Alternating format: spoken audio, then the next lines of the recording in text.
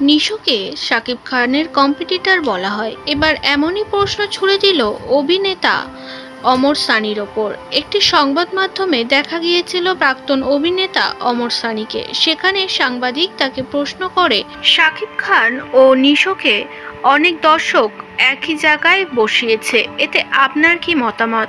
কোথায় নিশো আর কোথায় শাকিব খান? কার সঙ্গে কিভাবে কাকে তুলনা করছে দর্শক, আমি সত্যি বুঝতে পারছি না।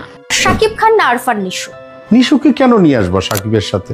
আরো 10টা বছর পরে গিয়ে এই প্রশ্নগুলি করো। তাহলে নিশু তো হিরো না ভাই।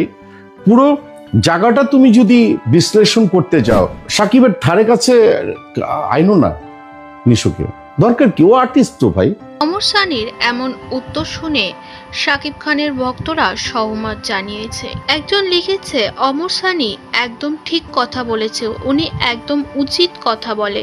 আফরান নিশোর সঙ্গে কোনোভাবে কম্পেয়ার করা যায় না শাকিব খানকে। Shakib Khan super duper movie gift করে দর্শকদের, সেখানে নিশো একজন ছোট পর্দার আর্টিস্ট। কিছুদিন হলো তিনি বড় পর্দায় কাজ করছে, তার সঙ্গে কিভাবে মানুষ কম্পেয়ার করছে শাকিব খানকে? শাকিব খানের মুভি বের হলে অনেক সিনেমা হল খুলে যায়, যেগুলি সারা বছর বন্ধ থাকে বাংলাদেশে। তার সঙ্গে কোনোভাবে নিশোর তুলনা করে শাকিবকে ছোট করা যায় না। কারোর আবার মন্তব্য, নিশো অনেক ভালো অভিনেতা, তবে শাকিবের সঙ্গে তুলনা করাটা ভুল।